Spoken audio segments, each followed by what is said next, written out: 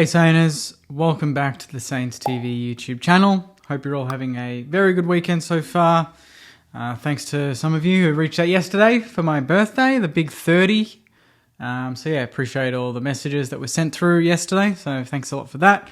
In this video, as you would have seen from the thumbnail and the title, we're going to talk about who could be the next St Kilda coach. Now, obviously, there's a lot of noise about a particular person that could be returning to Moorabbin. We'll talk about him in great detail.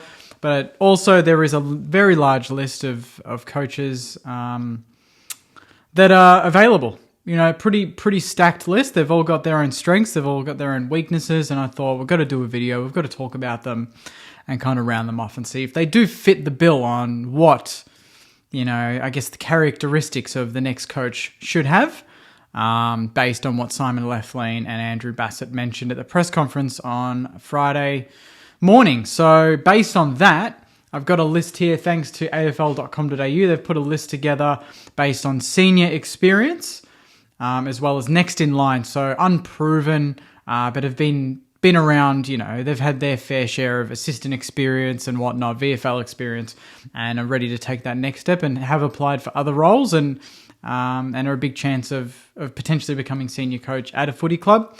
Whether that's St Kilda or not, we don't know. So we're going to start off with, we'll go through the senior experience last, because obviously we know who that's going to end on. There's a big talking point there. But in terms of, I guess, the unproven. So based on what Simon Lethlean and Andrew Bassett said on Friday, you kind of think that these are the long shots. These are the guys that, if we can't get, the big names that I think we're looking at, these are guys that are absolutely capable and next in line. My key take and my gut feel is that we've gone, the last three coaches: Scott Waters, unproven; Alan Richardson, unproven; Brett Ratton, proven, but a long time ago, second-time coach. Didn't work out. So we've tried 3 times in the last 7 years since Ross Lyon that, we gave coaches a chance. We gave, we wanted fresh voice, fresh ideas, a coach that's been an assistant that could come in and be a first-time senior coach and potentially a premiership coach. Didn't work out. That's why I'm a bit hesitant that we're going to go for these sort of guys again. So we'll go through the list. It's a very strong list. It starts off with Adam Uze. So Adam Uze, everyone talks up. He got very deep into the Essendon process, very nearly got the position. Obviously, Scott has got it. And was running for the GWS vacancy as well. So this guy is very talented. Melbourne midfield coach. He was very, he was involved in the Hawthorn era, the successful era. And he did join the Demons, in 2021 when they won the flag. So he's got a lot of experience. He interviewed for the Adelaide position as well in 2019. And he ticks all the boxes. He's done the AFL Level 4 course on coaching. This guy is as experienced as anyone in this bracket of unproven coaches. So Adam Uze is one that a lot of people are interested in. One that surely would be looking at outside of, the more experienced coaches. But Adam Uze, I think if we did get him on board, I think it'd be okay. I think he'd, depending on his style, obviously we don't know if he's going to drive those sort of standards or be that sort of, I guess, dominant figure in the senior coaching role that it just seems like Lethlean and Bassett were describing that we needed. But he's one that surely would be looked at. You'd be silly not to look at someone like Adam Uze with the amount of experience and I guess the successful clubs that he's been part of as well. Ashley Hansen is another one. I think this is a very, very long shot. I don't think Ashley Hansen's probably in the top 5, maybe not even in the top 10 that we'd be looking at the moment, but he's on the list. He, again, like Uze's been around. He's had a lot of experience. And I think he's at Carlton now as well as the right-hand man to Michael Voss as the forward line coach as well in 2022 for Carlton. So he's got good experience. We are missing that position. We are looking for a forward coach, so whether we can poach someone like him in that position, it could happen. I don't think he's going to be the senior coach of St Kilda, but probably one that would be on the list as well. The other one that I guess I didn't know too much about that a lot of people have talked up is Jaymie Graham. I think he was part of West Coast coaching panel in their 2018 premiership winning season. And I think he's currently now the assistant coach at Fremantle, and he did fill in for Justin Longmuir in rounds 3 and 4 this season, in which they won both games. And he was a development coach for a very short stint, but he was at the Saints as development coach after his playing career ended. So Jaymie Graham's another one that, 39 years old, fresh ideas. He was one of the final candidates for the Collingwood job, which eventually was won by Craig McRae, but he got very deep into that process as well. So he's another one that you'd look at and has been around the parts and very experienced in his own right. Scott Burns as well. He's at Adelaide at the moment, but he's been at Collingwood. He's been at Hawthorn. He's been through the system. He was a pretty successful midfield coach at West Coast, obviously when they had a very good midfield. And one to look at, Daniel Giansiracusa has been around the parts for a long time. He's one that I kind of thought we'd look at years ago, even when we were looking at Rats initially after Richard. I thought he was one that was supposedly talked up as being sort of, very smart, very astute, and eventually would become a senior coach, and hasn't worked out. He is assistant coach at Essendon and recently re-signed until 2025.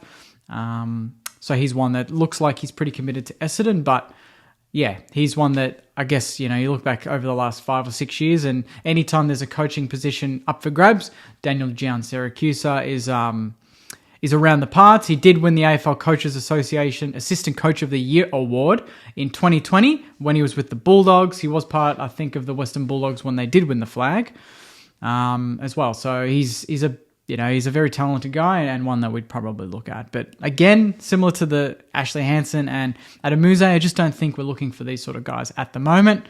And then, Robert Harvey's another one. Everyone's thrown Robert Harvey's name around. He's one that we've wanted to get back to St Kilda for a very, very long time.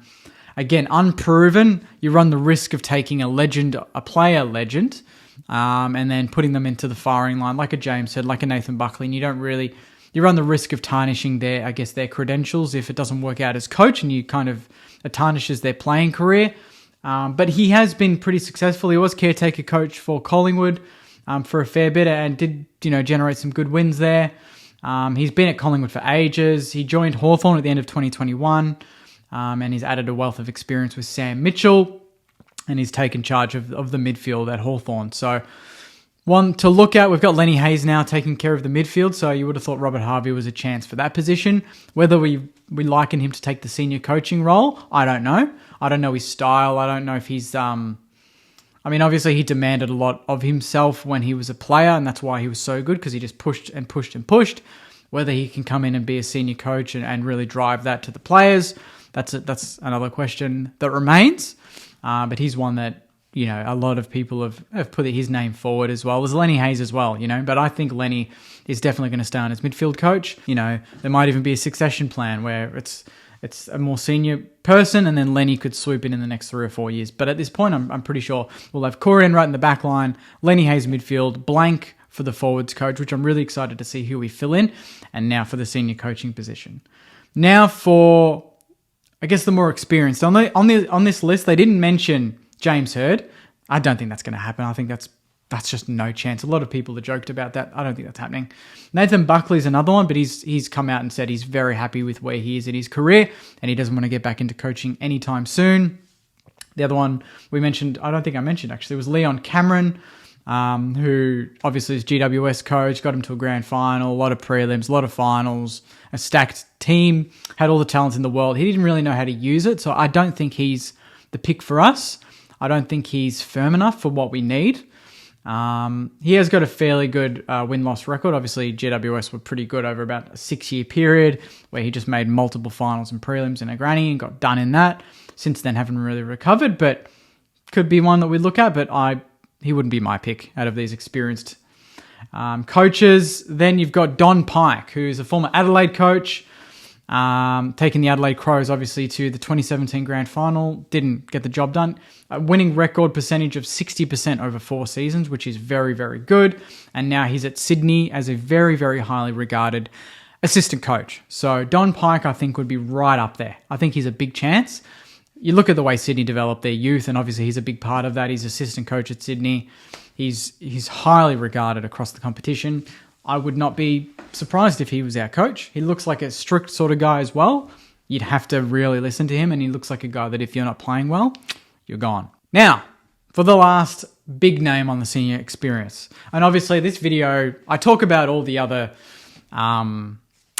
coaching options, but really, this is the one that is generating a lot of talk. This is the one that obviously you're watching this video for. And that is the potential return of Ross the Boss Lyon. Now, straight off the bat, do I think the characteristics of what Simon Lethlean and Andrew Bassett described on Friday, does that sound like Ross Lyon? Absolutely, that sounds like Ross Lyon. It sounds exactly like they literally described Ross Lyon's coaching style without mentioning that it was about Ross Lyon. And I guess a lot of people have, hesitancy for two reasons. One, the way he left the club. Now, there's more to that story than I think a lot of people know. I think that he made it grand finals. He got us to finals. His win-loss record was nuts over about 40. From 2007 to 2011, I think it was 65 to 70%. It was nuts. It was very, very good. And I think he was hoping that the club would commit to him a bit more eagerly, if that's the word. And they didn't. They were kind of hesitant as well. And he didn't feel like he had the security of the club, I guess the faith of the club after making grand finals and not getting the job done. And he looked at Fremantle and wanted to have a backup plan there. And that's obviously why he jumped ship. Now, a lot of people don't like him for that. I am personally kind of over that. I don't really hold any sort of grudge against him. A lot of people think that he left us a little bit worse for wear, obviously, and we went through a downward spiral. Back then, I think the coaching structures were very different. Obviously, Ross Lyon back then was pretty much the coach. He handled everything, all facets. Football has changed. Football has changed now. If someone like him came in as our senior coach, he's not in charge of development. He's not in charge of that sort of stuff. He's not in charge of the list management. That's very much a split structure now. He's in charge of game day and training during the week, not for, drafting players. That's the list manager. So I really do believe that if, people are hesitant because he may not develop our youngsters, I think obviously youth is a focus for the club, as well as being better with their processes, taken more seriously, a bit more ruthless on and off the field. I think that the club would obviously convey that to Ross if we did sign him up, that, we want to develop youth, but we also want to compete. We also want to set standards that can drive a successful footy club for the next, not couple of years, but for 5, 10, for the future, for the long term. And that's what it sounded like in the press conference on Friday, that we're not looking at a plan for just next year. We're looking at a plan to set something up. We want a system in place that can work indefinitely, just something that sets us up.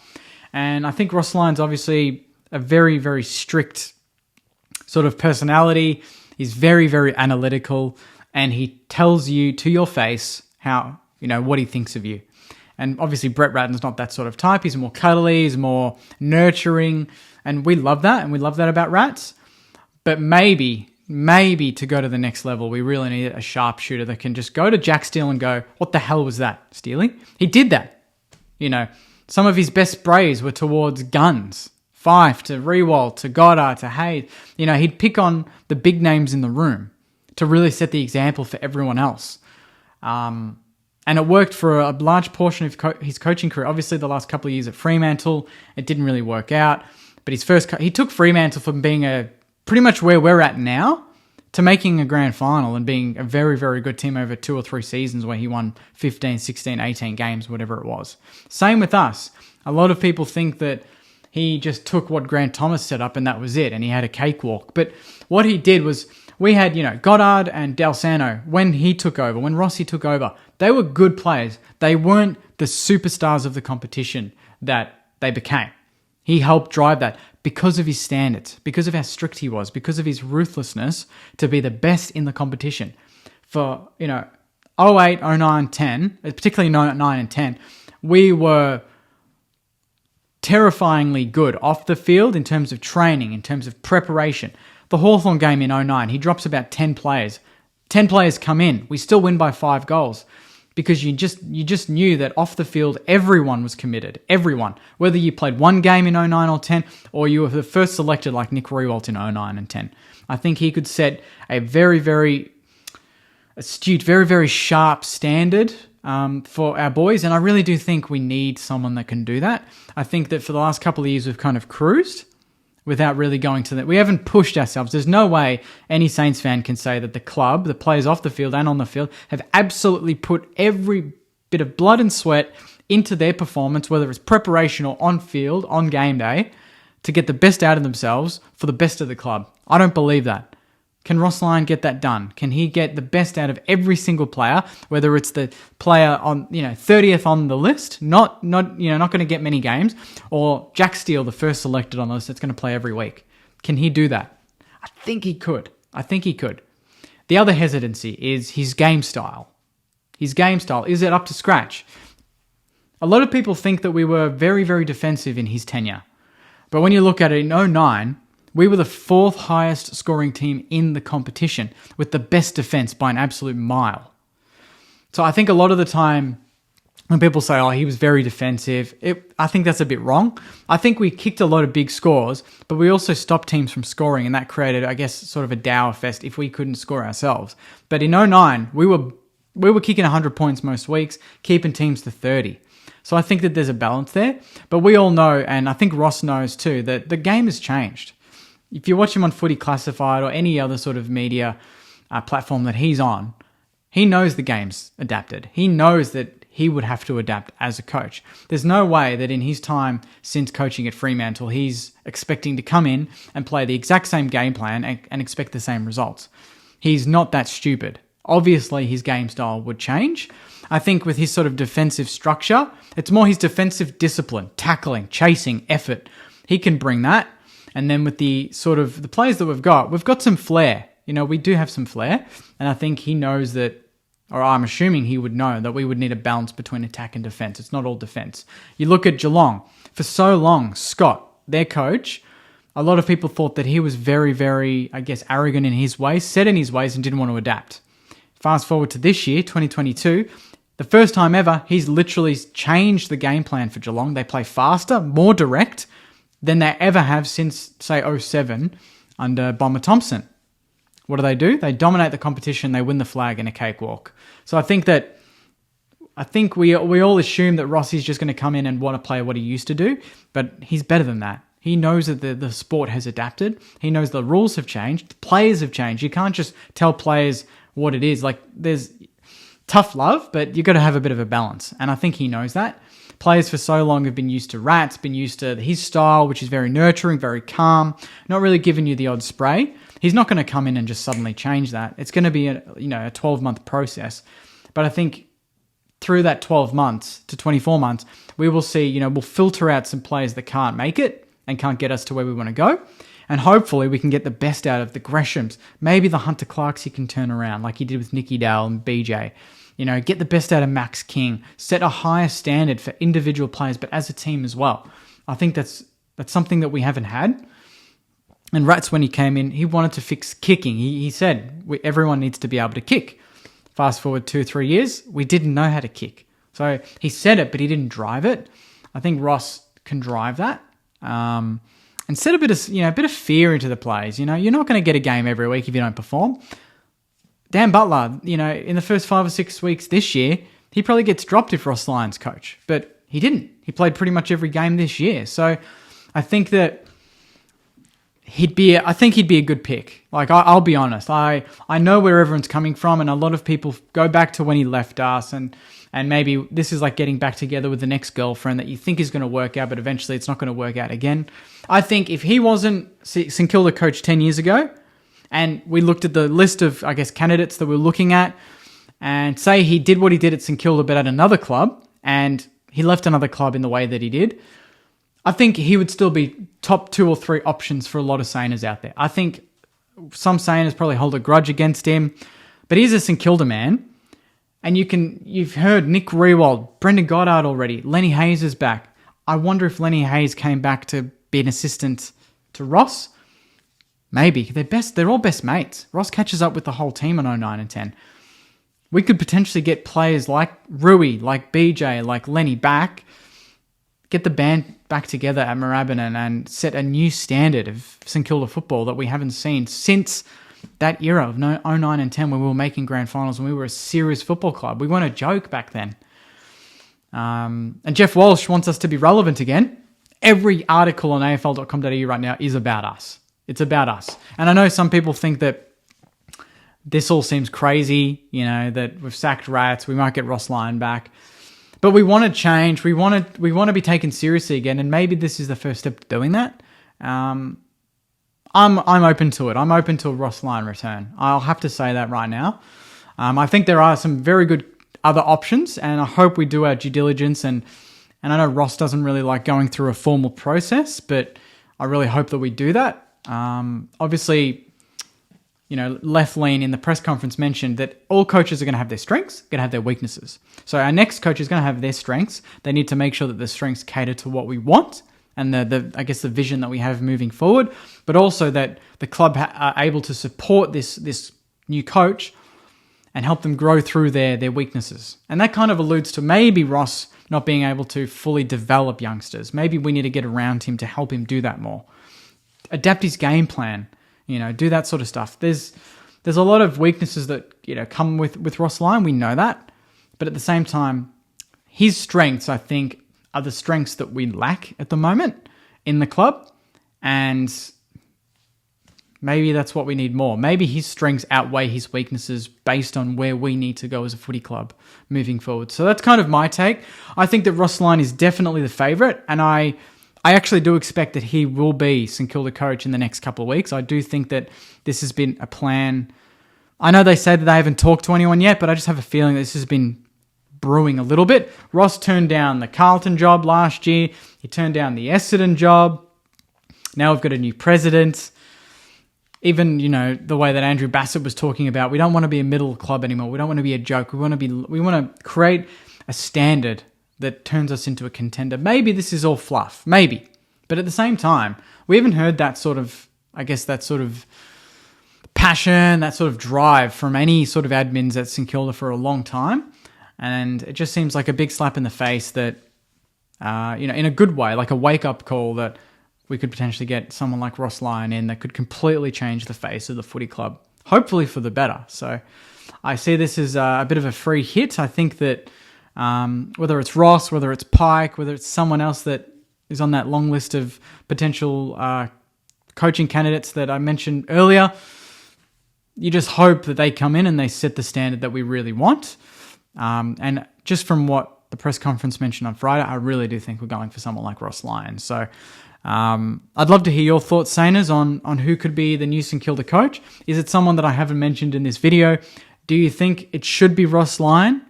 Comment your thoughts. Do you think it should not be Ross Lyon? Also comment your thoughts. Let's create a big discussion going. This is huge. This decision is close to the biggest decision the footy club's made in my lifetime. I think we stuffed up other coaching selections after Ross. Scott Waters, Richo. I think Rats was probably the right pick at the right time. But for where we want to go now, and clearly someone like a Ross Lyon would look at our list. He's publicly said that he rates our list. He's a St Kilda man. He's said that publicly. He rates our list. Who knows what he could do with it? So I'm open to it. So comment your thoughts, as I mentioned, Sainers. Hopefully you enjoyed this video. There's going to be plenty of more videos coming on the St Kilda Footy Club coaching position, on Ross Lyon, on the sacking of Ratton. There is so much going on. I will continue to post when I can on what I know. Obviously, we've got a forward position that we need filled as well. So curious to hear your thoughts on that. And obviously, Saints TV Weekly will be back tomorrow. It's going to be heavily focused on this whole situation that has taken the AFL world by storm, by surprise, and it's just absolutely nuts what's going on. But hopefully, this is the shake-up that we really need. And obviously, the podcast is going to be a special podcast, hopefully tomorrow night. Me, Marshy, Joycey in the studio, sort of an emergency podcast to talk about all the big news as well and to get their thoughts on the whole situation around the footy club, Ross Lyon, and obviously Brett Ratton. So I'll leave it there, Sainers. Thank you very much for watching. If you like this video, please hit the like button. Most importantly as well, if you enjoy these videos, there's plenty of them coming out. Hit subscribe. You get notified on all future videos. I've already done a live reaction video when I found out about the sacking of Brett Ratton. Watch that. And then I've also done a video with Marshy on Friday.